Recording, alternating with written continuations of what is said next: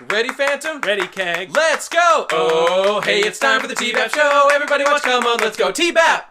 Hello and welcome to this week's episode of TBBAP. That's two best brothers bitch about ponies. I'm Keg Standard. And I'm Phantom Horn. This week was the one where Pinkie Pie knows. Yes. That was it. It was. That's what it was about. It was about not a thing besides that. No, that's not true. Shining Armor and Cadence got pregnant. Yeah, that's cool. That's real development of things that make sense. That's, okay, sure. Having a baby, that's cool. There was that. That was real. As speaking of them, one thing I did like about this episode, might as well put all my positives right here, was it gave Shining Armor a little bit more characterization than I've seen before. The scene where he gets excited about his room. He's upset that his comic book got fucked up. Yeah, that's cool. No, he wasn't upset about the fucked up comic book. He was freaked out. No, he wasn't. He was looking at an intact comic, and he was just excited to see it. I thought he was. Well, okay. If you say, maybe I thought I'm wrong. He was reacting maybe if to I look back, he's freaking out. I over thought it was the burn dust one. in the sleeve that Spike had put there, but whatever. I don't know. Yeah, no, maybe. that's cool, and like he's gonna be a dad. No, I like that. He's getting a little more characterization. This is cool. It was pretty good. Yeah. I guess. However, I now also know that Shining Armor is a fucking creep for messing with Applejack's birth certificate. No, that was fine. It was weird. That was really funny weird. though. Like, why Applejack's birth certificate? Go check your own birth certificate. that was pretty funny. Is this what? a veiled, like, Obama birth certificate? What? Did Trump write this episode? I'm sorry, I know it's a minor issue. Yeah, it's pretty go weird. Check Applejack's birth certificate. What? Let's confirm she really is a resident of this. What the heck? Location. Yeah, I don't know. Hey, you know what else was cool?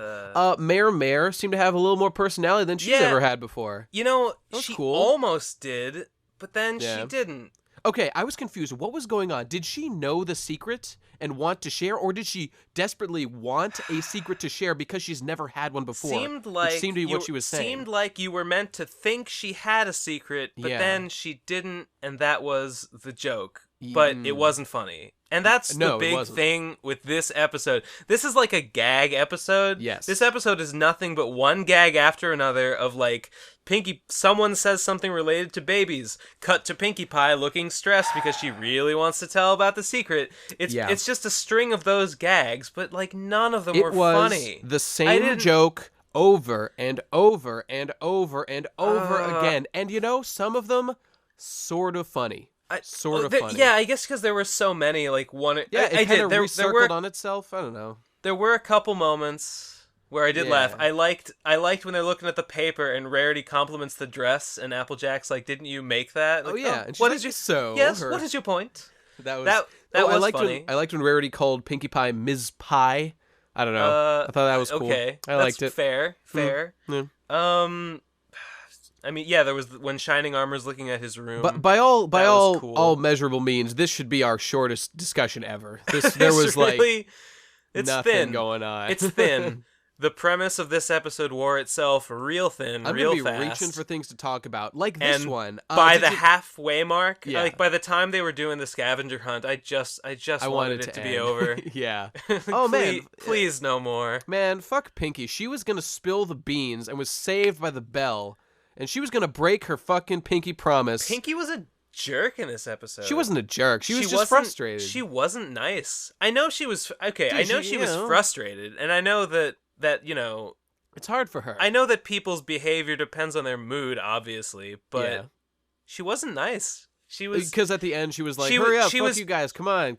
She was being grumpy to her friends, like rushing them through the thing. They were all just trying to relax and have fun. Yeah. When Shining Armor said, like, hang on, it'll be worth it, she smiles, but then as soon as he moves off screen, she makes, like, an evil face. Or not evil, but she makes, like, it had better be. Come on. You can't really get that upset at her because she's really trying hard to protect their secret, and it's hard for her. She's really struggling. I'm not upset at her. I was just disappointed. I guess I felt like this isn't the Pinkie I know. Like I thought like Pinkie was better. I thought Pinkie was better than that. I disagree.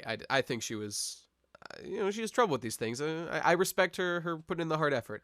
But I mean, I did feel real bad when she was just like, okay, fuck it. I can't deal with this anymore. And she was about to say, and then just luckily they stop her from right. Wasn't that lame? But Pinkie? Again, she was gonna do it. I know, and that was totally lame, She and was that is a fault of her. But she got pushed to the breaking point. It's a shame, but I guess. Hey, here's the thing I liked. When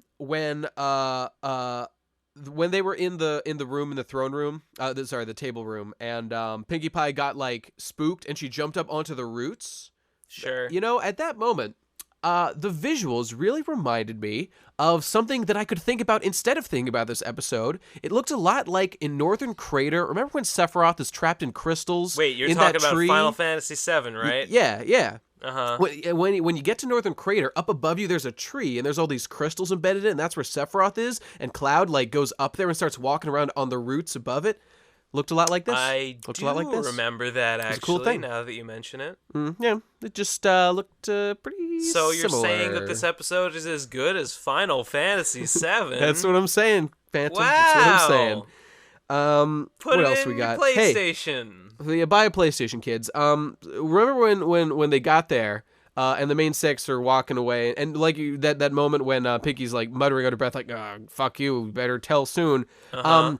Did you see Spike in the back carrying everyone's luggage? Nobody helping him, just like doing it all of it. There were like 8 people that could have helped him. Nobody gives a shit. He lives to serve. My favorite thing about that was how focus was put on him whatsoever. He just does that. That's what he wants to do. I'm sure everyone else is like, Spike, we could take our own luggage. And he was like, no, please give me everything. Yeah. Please give me all your menial tasks. If dragons got cutie marks, his would be a pile of luggage. It would be. That's good. That's good. Or a lack of wings. His cutie mark is the absence of a wing. Hey, here's another thing I did like about that. Hey, that's like the opposite of my cutie mark, because my cutie mark is about my horn, which I do have secretly. Deep inside, yeah. Right, exactly. He doesn't have wings deep inside, though. No, he's not at just all. a little bitch. He is a defective dragon. One other thing I did like about the episode was, how Twilight was really into the scavenger hunt. She's like, oh, it's just like when I was a little kid. Right. He used to do this for me. That created such a cute visual image for me of like little Twilight has no friends besides Shining Armor, like doing scavenger hunts that he sets up, for his little sister. I really liked that. I thought that was really nice. That was cute. Yeah. And despite the sort of weird pretense of it, Applejack's birth certificate was cute. It was cute. And at the end when they actually announce the baby and Twilight's like so overjoyed that she's gonna be an aunt. That was nice. That was nice. Oh, and also it was the nice little cherry on top of a real dumb episode that I mostly didn't care flavorless. But one other thing I liked about that was her at the end of the scavenger hunt. She's still like she's the princess of friendship, and she's really excited about the prize she's going to get for finishing this scavenger hunt. She's really looking forward to it. Like, is it going to be a new book? Is it going to be? I thought that was really endearing, and I was like, "This is old Twilight," and it was nice to see her. That was cute. She was like a child again. That was my favorite moment in the episode. I think it was nice, and then she's like, "Oh, I used to end the thing and get a book or another book," and Pinkie's like, "We get it. You get books." And that was funny. No, it wasn't funny. She's like, I wanted Pinkie to stop. Well, I was so yeah. No, I didn't care for Pinkie much this one. Hey, I missed something. Maybe you could explain it to me. What happened in that moment where like she's talking, where Pinkie's yelling at Fluttershy, and then she leaves, and then there's like a male old man Fluttershy? What was going on there? The joke was that Fluttershy had the face on her tail, on her butt. Yes, and then right. The old guy walks by, and the guy has like a beard. He's yellow, and he has a beard that looks like Fluttershy's tail. Oh. And I guess he's like blind, so he thinks it's another pony that looks like him. So is he talking to Pinkie Pie's ass or Fluttershy's ass? Oh, Fluttershy's ass. He tipped his hat to Fluttershy's tail. Dude, I tip my hat to Fluttershy's posterior as well. That sweet tail. Yeah, man, you know it. All right. I got nothing. Rascal. Hey, what was the name of that dude on that poster? Oh, I wrote this down. Future Smash Fortune. Smash Fortune. Clearly a Flash Gordon parody. Flash Gordon. Yeah, that's right. I was cool. thinking. I was wondering what his deal was. He looked like some kind of. At first, I thought he was like a sports star, but then there was like a sort of like a weird moon in the background. So I thought he might have been like a pulp sci-fi kind of guy. So yeah, which he was. Flash Gordon. That explains it. Smash Fortune. Yeah, that was cool. You know, the only other thing I liked in this episode. That was maybe my favorite thing in the whole episode. That like cool painting of an awesome pony. Yeah, that was cool. Good to see some positive male role models in MLP. Hey, you know, that's not a bad point there. I guess. Remember when AJ said, "I don't quite follow." I want everyone to put that in their videos just all the time. When did she say that? When one of the scavenger hunt things was going on, and it was like super obvious they needed to go to like the furniture store or something, and she was just like, "I don't quite follow." It reminded me of I didn't learn anything. It's just, you know. I want Jesse to make a video. It sounds and use pretty that. funny. I don't actually remember the line. Yeah, she's an idiot, stupid country fuck. I'll take it though. Yeah. Gosh. Anything else to say? I've got my my tagline here is this feels like an episode for a 5-year-old, and that's how I felt. It didn't even feel like an episode for a 5. No, well, see, I mean, it did because it felt the like moral the kind of was keep your friends' secrets. Like that was like the moral, especially at the end. They're just like, "You did it, Pinkie Pie. We're so proud of you. You did a good job." It was really juvenile. That's true. It didn't really feel like a moral, but I guess in a way it kind of did. If there is a moral, it's that. Yeah. She's like, I have a secret, but I don't want to tell it, and then in the end. Oh, it was hard, but I didn't tell it. Yeah. Good. But really, you kind of did, but whatever. I'm surprised Shining Armor wasn't mad. If you walked in on someone right about to tell your big dang secret, would you be like, "I'm just proud of you for not fucking it up this long"? Buddy. Yeah, fair point. But this kind of goes back to he said right when he got there, "I'm surprised you kept it this long." So, he respects her effort. And I know that it's the premise of the episode that things keep happening to try to entice Pinkie to tell the secret. But two things: one, it was silly and dumb and not in a good, funny way. Mm-hmm, mm-hmm. Like when you'll feel like royalty when you buy these cribs. Yeah, I thought that was. I don't know. I thought they were kind of funny. If I was Pinkie, would you feel enticed to tell a secret? I mean, I guess she's Pinkie, and she's retarded. I guess she's being reminded of it by all these things, and thinking about it makes her want to tell. It's like when she's really got to pee, and she keeps seeing waterfalls and running water. I don't remember that. No, that never happened. I'm just making a comparison. I remember she had to pee in the last roundup. She did? Yeah, she was on the train, and they really addressed urine in My Little Pony. That's amazing. She was on the train, and she really had to pee. I don't remember that, but it sounds great. Wait, no. Was that just the friendship is witchcraft joke? Oh, maybe it was. I think they just changed because she's like, it really looks like it. Oh, yeah, okay, we are going down the fucking drain with this discussion now. Let's wrap it up. Do you have anything else to say? I want to also say that right off the bat when Rarity says... Yeah. Rarity, she says something about a baby. Yeah. And Rarity's like, "What's that about a baby? What were you saying?" Like she already knows there's a secret. No. Rarity responds to the word... So right off the bat for me, I'm watching this episode, I hear this dialogue, I'm like, why would she say that? Oh, that's fair. It was confusing why Rarity would be so interested in the word baby just being said about... She heard the word baby. Yeah. What? Baby? Aha! Yeah, I know. Fabulous! This episode, I just want to say, written by Gillian Burrow. I looked it up. Barrow. G.M. Barrow. Right, Barrow. She's been a production assistant. I'm on IMDb. She did a bunch of production assistant shit for Law & Order and whatever. This is her first writing attempt. And let me just say, she fucked it up. Could have gone better. Could have gone better. So, keep at it. You're living your... this is a woman who's been working in TV for 10 years now. She's finally... I bet she wanted to be a writer all along. She's finally done it. She's lived her dream. She wrote a show, and it just wasn't very good. So just keep trying, Jillian. I believe in you. Just You know what? Do better. You know what, Keg? I don't give a shit about any of that. Okay. All right. So this episode, you got a score for it?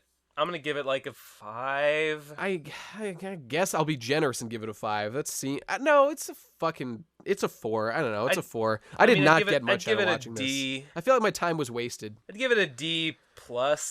C- if I'm feeling it's not a real failure, good. but like it just did not in any way stand out. It just fell really flat, especially compared to last week's episode. So it's whiplash. Okay. Now let's turn this around. Okay. I have some things in the wake of last week's episode. Sure. I have some observations and I have a prediction. In fact. Okay. I have a headcanon. Is it about thing. The season finale? Kind of. Okay. It possibly. All right. Oh, wait. Before you go into that, one quick thing about this episode. The CMC showed up and did nothing. And that was very, very sad for me. That was fine. I thought they were used appropriately. I guess. But like after last episode, all I want is to see the consequences of that. And if it's just like this, I'm glad that they were just doing nothing, because like they discovered their great destiny, but that doesn't mean they got to be doing it all the time. Like, in fact, one of the things I hoped for the most after last week's episode was that it wouldn't just all become a series of Cutie Mark Crusaders like problem solving adventures. I want more of them just like hanging out and being themselves and doing their own that's fine thing. I'm just saying, in the context of right after last week's episode, I want to know what the actual consequences of that were, and that needs to be explored. I'm sure it will be, okay, but for the time being, they're just gonna walk around and, hey, Pinkie, heard any new gossip lately? Yeah, that's what they say. I don't know. Like, that was amusing for some reason. Okay. Anyway, what else you got? Anyway, whatever. So yeah, last week's episode. I know I had reservations about it last week, but I rewatched it a whole bunch. I listened to the music. Mostly it was the music that did it. Oh, here we go. He wants to correct his opinion from last week. I'm not correcting my opinion. Yeah, all the stuff that I said about it last week still holds. But it is a great episode. It's really good. It's the best episode. It's on a tier with like Cutie Mark, Mystery Cure and Pinkie Pride. It's up there. It's really good. That's right. Every musical. However, well, not however. Some of the lines in the songs though sounded a bit weird, and they got me thinking. Okay. Like they say, you see the light of your Cutie Mark. Yes. And we blah blah blah blah. I'm afraid you're going to read too far into this, but okay, let's see. For the ultimate reward of your Cutie Mark. Yes. Now that could be taken two ways. That could mean that your ultimate reward is your Cutie Mark. Like, the ultimate reward of a Cutie Mark. That seems to be what they're saying, yeah. It could also be saying that the Cutie Mark has like an ultimate reward attached to it? No. You don't think so? Hang on. They say you see the light of your Cutie Mark, and then she like turns around at one point, and her Cutie Mark flashes. You're talking about Diamond Tiara now, right? Diamond Tiara's Cutie Mark that's true. gleams. That's true. It did. Okay, and at that moment, I was kind of reminded of the rainbow eye thing from season 4. Sure. Yeah. Even though we haven't really seen it happen. I mean, it kind of reminds me of how the main 6 now, their Cutie Marks like activate. Yeah, and, I was gonna say that was we haven't seen anything else like that happen. Although we have seen the main 6 have their Cutie Mark glow thing. And if you remember, the like marketing, branding, slogan-y, campaign-y thing with the toys this season is Cutie Mark Magic. Yes, right. Which was also relevant to the season opener because it was all about stealing Cutie Marks, doing dang old Cutie Mark things. And this is the season where the CMC get their dang Cutie Marks, and their Cutie Marks pertain to helping others find their Cutie Marks and or actualize their Cutie Marks potential. Where this is going. Where do you think I'm going with this? If there is any greater purpose to Cutie Marks other than self-actualization, then the idea needs to go in the fucking trash. Because Why? Because once you, it's. Okay, I like everything that happened with Cutie Marks in last week's episode. There's all this idea of how, like, you can know your destiny, but, you can know, like, what you are good at. You can know the purpose of your Cutie Mark, what it means, but still have to find a way to, like, make it work in society, the way you want it to. That's all good stuff. Yeah. But, like, the idea that Cutie Marks themselves are, like, a special magical thing that... Which they are. They straight up are that.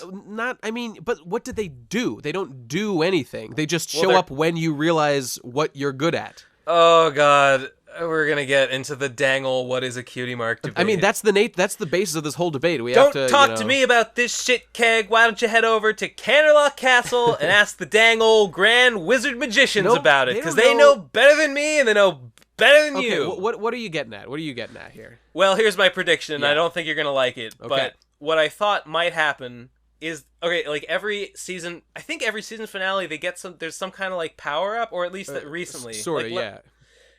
And I was thinking that maybe this time, that what it would basically be is like some sort of like cutie mark actualization, like unlock your cutie mark's true power. Oh God. Super Saiyan 2 kind of thing. That basically. sounds so bad. I actually think it sounds kind of cool.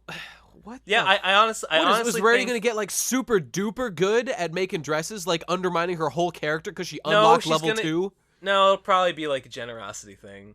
Well, that sounds even worse. I don't know. That's what I thought. Super Saiyan 2 cutie marks. Why would you even? Okay, maybe Unlock you think it'll their happen. Unlock their true potential, just like Krillin on Namek with the King Piccolo. He unlocked his potential, is what I mean. Krillin fucking died on Namek, and yeah, after having his potential unlocked. Oh yeah, right. That was good. All in all, it was a good experience for him. Look, even if that happens, we can agree that all those like power-ups have all been horrible, and they've been the worst parts of the series. This is a fact. This is an undeniable fact. Okay, but if I'm right, at least this one would tie into their personalities and their individuality a little bit. In the most, I hate to use it, but like Flanderizing way. Rarity like becoming more. Okay, no, hang on. I have not speculated anything on the specific of how it happens. Well, you said it should be more generous. Something. I don't know. Just that. Okay, that was just an idea. Okay. I speculate that the flavor of the conflict ending super weapon blaster power that they get to solve the conflict at the end of this season finale is going to be something about like their cutie mark magic. Okay, well, you know what? Cutie mark magic. That's my thesis statement. If that happens, it is equally arbitrary as all the other power-ups they've ever done. That's all I have to say. And if it actually does change them personally, which it definitely won't, that's much worse. I don't know. I don't know about all that.